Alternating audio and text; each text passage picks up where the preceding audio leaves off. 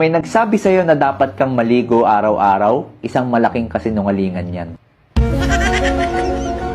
Akala mong healthy ang mga prutas? Pakinggan mo tong sasabihin ko.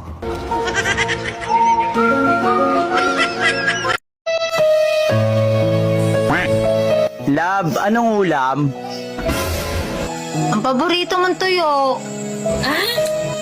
Tuyo na naman. Ano ka ba naman? Babasain mo na lang. Mahal, paano kung meron lang tayong 1 oras para mabuhay? Anong gagawin mo? 1 oras? Ikaw, anong gagawin mo? Ako, pupunta ako sa mamahaling restaurant.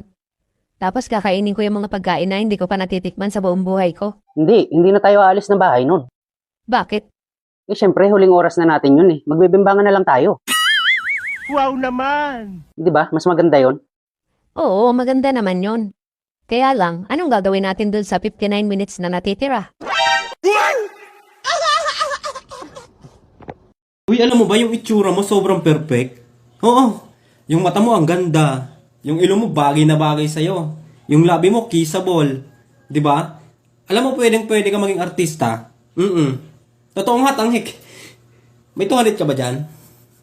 Balik ko lang sa katapusan, promise. Pag kayo hindi napapagbigyan, huwag ka namang magalit. Hindi naman ako nagagalit. Ang sa akin lang. Ang liit-liit na nga, pinagdadamot mo pa. Syempre, kailangan din naman may pahinga. Ikaw naman hanggat may lumalabas, gusto mo dali ng dali.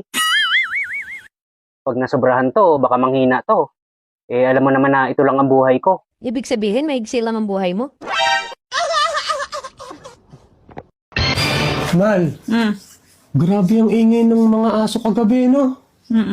Tahol ng tahol, no? Hindi ako makatulog ng maayos eh. Ikaw nakatulog ang maayos? Oo. Grabe talagang ingay na yun. Bembang tayo. Mal, pengi. Yoko!